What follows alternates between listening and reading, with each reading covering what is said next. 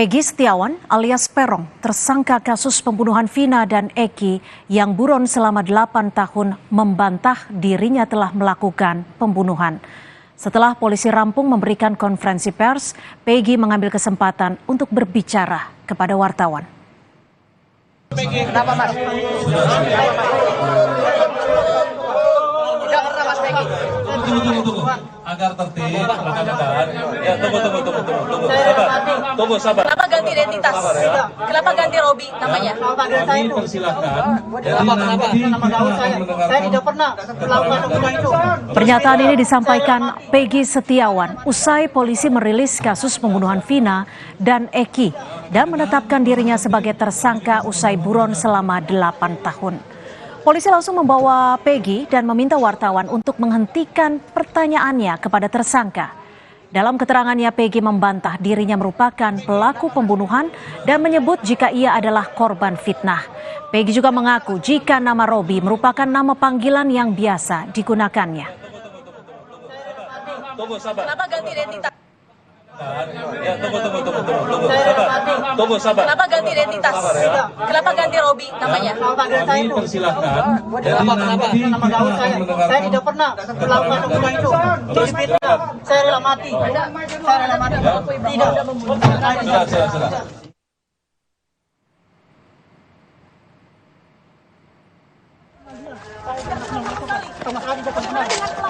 Tidak kenal. Mereka hanya kenal teman Pak. Teman?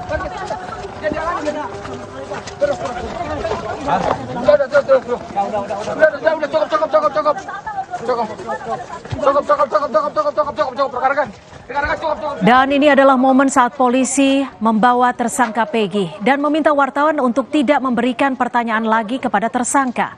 Namun sambil dibawa polisi, Peggy tetap bersikukuh jika dirinya bukanlah pelaku pembunuhan. Sambil berjalan, Peggy juga mengaku ia tidak mengenal pelaku pembunuhan yang lain.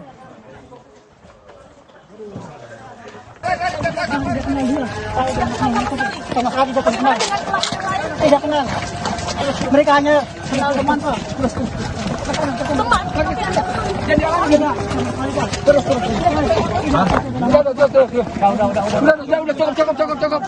Cukup. Setelah ditangkap beberapa waktu lalu, pada Minggu siang, polisi merilis dan menampilkan Peggy Setiawan alias Peron selaku tersangka pembunuhan Vina di Cirebon. Kabid Humas Polda Jawa Barat, Kombes Jules Abraham menyatakan berdasarkan keterangan saksi, Peggy berperan dalam penganiayaan terhadap Eki dan Vina menggunakan balok kayu, termasuk memperkosa Vina dan membuang jasad keduanya di Jembatan Talun, Kabupaten Cirebon pada Agustus 2016 lalu. Peran PS alias Peron alias Robi Irawan berdasarkan keterangan dari saksi pada tanggal 20 Mei 2024, kemudian 22 Mei 2024 dan 25 Mei 2024, yaitu menyuruh dan mengejar korban Rizky dan korban Vina dengan menggunakan sepeda motor Honda Beat warna orange. Selanjutnya memukul korban Rizky dan korban Vina menggunakan balok kayu. Kemudian membonceng korban Rizky dan korban Vina menuju TKP bersama dengan saksi. Memukul korban Rizky menggunakan balok kayu, lalu memperkosa korban Vina dan membunuh korban Vina dengan cara dipukul menggunakan balok kayu. Kemudian membawa korban Rizky dan korban Vina menuju flyover.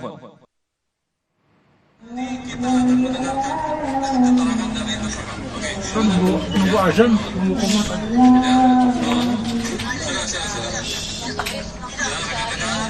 Kartini, Bunda Peggy Setiawan, tak kuat menahan tangis saat mengetahui anaknya ditetapkan sebagai tersangka dalam kasus pembunuhan Vina dan Eki yang terjadi di Cirebon 8 tahun lalu.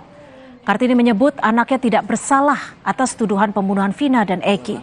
Kartini menyampaikan akan terus berjuang untuk membuktikan bahwa anaknya Peggy tidak terlibat dalam kasus pembunuhan Vina dan Eki. Apapun yang terjadi, saya berani. Anak saya tidak melakukan kesalahan itu. Ya, saya akan terus berjuang demi anak saya yang tidak bersalah apa-apa. Ayah, kamu tega dengan kesaksian palsu itu. Pak, anak saya tidak salah apa-apa dalam kasus ini. Kenapa anak saya jadi tersangka? Itu saja Pak, sudah sama bukan. Usai ditetapkan sebagai tersangka, Dahlan juga dihadirkan dalam konferensi pers yang digelar Polda Jawa Barat. Peggy Setiawan sempat menggeleng-gelengkan kepala saat polisi membeberkan perannya dalam kasus pembunuhan Vina dan Eki. Selama konferensi pers, Peggy mengenakan baju tahanan berwarna biru diapit oleh 2 petugas polisi. Peggy sempat menggeleng-gelengkan kepala saat Kabid Humas Polda Jawa Barat, Kombes Jules Abraham Abbas mengungkapkan perannya dalam kasus pembunuhan Vina di Cirebon. Dan untuk membahas terkait ekspresi dan juga gerak yang dilakukan oleh Peggy Setiawan, kita bergabung dengan pakar mikroekspresi Dedi Triasmara. Selamat petang Mas Dedi, terima kasih sudah bergabung bersama kami di Kompas Petang. Mas Dedi, kalau dilihat dari ekspresi atau gerakan yang dilakukan dari tersangka Peggy ini, apa yang bisa dibaca berdasarkan mikroekspresi? Oke, terima kasih Mbak Cynthia. Jadi ketika Mas Peggy ini di posisi ketika mendengarkan keterangan dari polisinya membahas tentang skenario segala macam itu, dia sama sekali udah pasti sangat tidak nyaman ya, sangat tidak nyaman kelihatan di situ, dan kemudian dia sangat menunduk gitu ya, sangat menunduk, dia sama sekali nggak mau menatap ke depan.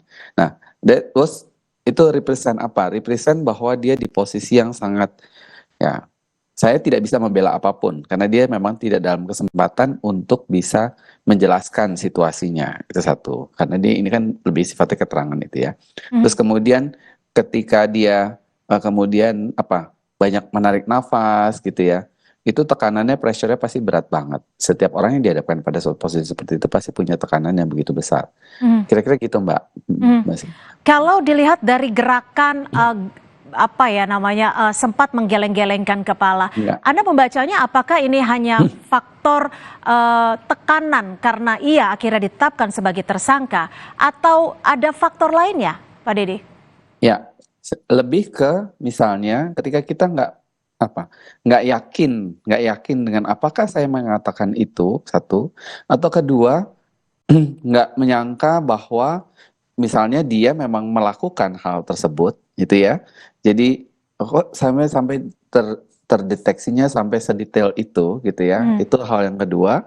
Atau yang ketiga sebenarnya itu bagaimana saya menafikan bahwa saya sebenarnya kayaknya nggak begitu deh. Saya sebenarnya gimana gitu. Jadi itu that's cross inside the mind, itu yang responnya seperti itu. Saya kalaupun misalnya apakah benar saya melakukan itu benar-benar, ini semuanya berinteraksi, komunikasi di dalam dirinya dia sehingga responnya yang terjadi seperti itu. Jadi dia sepertinya tidak terlalu yakin apakah dia benar-benar melakukan itu gitu ya. Titiknya gitu.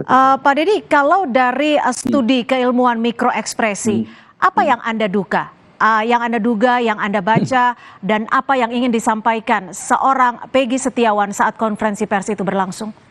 Satu, yang pertama dari sikap tubuhnya, walaupun dia posisinya memang tangannya di belakangnya, posisi menunduk itu menunjukkan bahwa kalau dia memang merasa dia totally tidak mau merasa disalahkan gitu kan ya, atau orang yang merasa dirinya pun sangat bersalah, dia pasti tidak akan berani ngadepin orang yang ada di hadapannya gitu ya. Di sisi lain kalau kita juga ada ketemu sama case ada orang yang berani menatap ke depan nantangin gitu ya. Nah ini kan dia posisinya tidak bisa melawan gitu. Itu yang satu.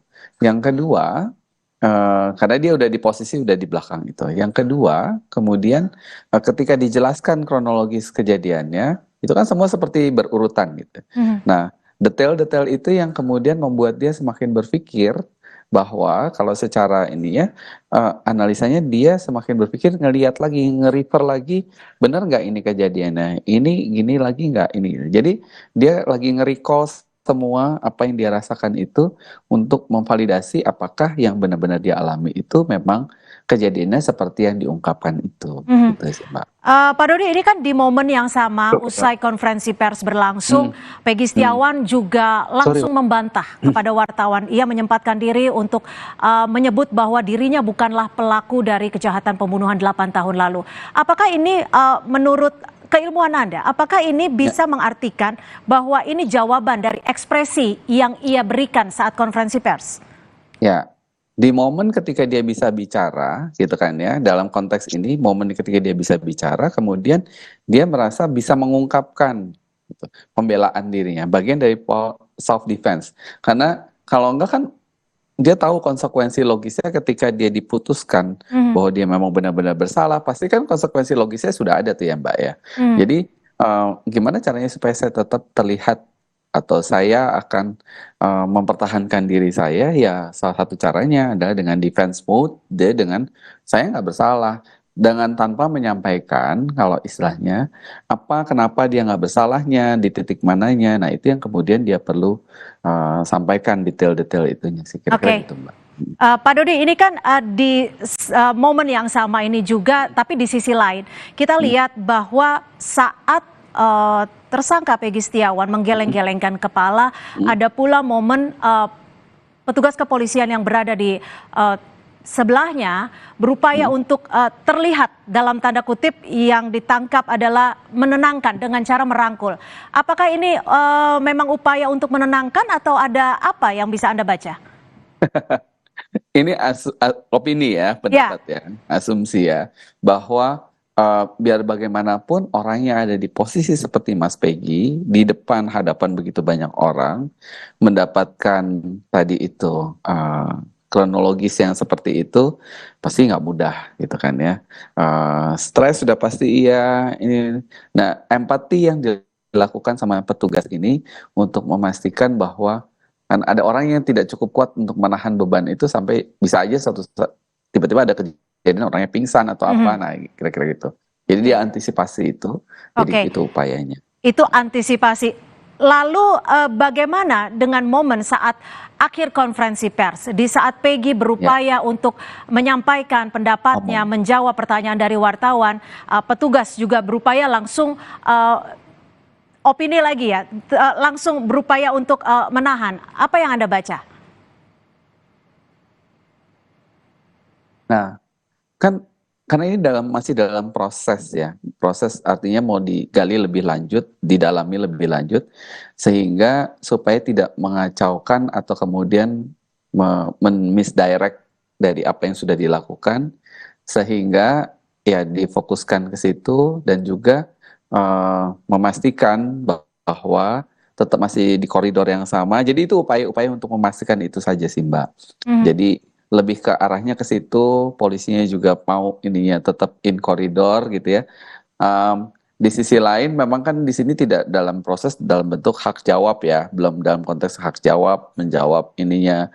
Nah, di situ titiknya kemudian yang perlu menjadi perhatian, ada momen untuk mengklarifikasi biasanya terjadi di pengadilan atau di mana gitu ya. Tapi ini kan lagi konferensi pers, ya bisa jadi ini momen yang tidak terlalu tepat untuk memberikan kesempatan orang untuk menyampaikan itu sih. Pak Dodi, di sisi lain ada pula yang menyebut bahwa ini hanyalah sekedar ekspresi ketika seseorang berada di dalam tekanan sehingga menimbulkan ketegangan syaraf. Apakah bisa dilihat dari keilmuan Anda seperti itu? Iya. Kalau dari sepanjang perjalanan waktu dia konferensi pers begitu berdiri di depan itu lihat mukanya tense ya, mukanya tense, tarikan-tarikan itunya, terus lihat dan dia lebih banyak menunduk dan kemudian responnya dia lebih banyak stay, ya kalau dari dua di sisi dijaga, terus kemudian terlihat sangat tegang. Sehingga gerakan yang bisa dilakukan hanya dengan menggelengkan. That's responnya. Jadi itu yang disampaikan oleh pikiran bawah sadarnya, saya enggak. Kan karena ada orang yang saya enggak pelakunya, saya bukan pelakunya. Itu bagaimana mengafirmasi, proses afirmasi bahwa memang saya bukan misalnya. Itu yang bisa jadi seperti itu sih Mbak. Oke, terakhir Pak Dodi, apa yang bisa Anda simpulkan berdasarkan keilmuan mikroekspresi terkait dengan konferensi pers yang berlangsung siang tadi? Ya, kalau dari sisi ini bagaimana perilaku yang bersangkutan, respon wajah yang bersangkutan ketika berada dalam situasi itu, siapapun yang ada di posisinya Mas Peggy gitu ya, pasti akan mengalami tekanan yang begitu besar. Sehingga responnya, apakah itu memang sudah jadi sebuah keputusan dalam hal ini, kan ada proses sidik berikutnya ya. Jadi prosesnya itu yang kemudian perlu benar-benar dipastikan, dan dia juga kalau misalnya memang di posisi yang benar-benar tidak dalam posisi sebagai pelakunya, maka dia juga harus perlu membuktikan. Sepanjang tapi kemudian mengarahnya itu sudah dijelaskan secara runut dengan data dan fakta yang ada, nah ini yang dan adanya barang bukti, dan ini rasa-rasanya itu akan menjadi validasi saja untuk memvalidasi bahwa prosesnya sudah sampai di titik akhir. Kira-kira itu Mbak, dan istilahnya selamat melanjutkan prosesnya, semoga ini menjadi yang mendapatkan hasil yang terbaik, kira-kira gitu Mbak. Baik, terima kasih Pak Dodi Triasmara, pakar mikroekspresi sudah memberikan perspektifnya di Kompas Petang sore hari ini. Selamat sore. Sore. Saudara, informasi lainnya di Kompas Petang, usai ditangkap polisi, kuasa hukum Peggy Setiawan menyatakan ajukan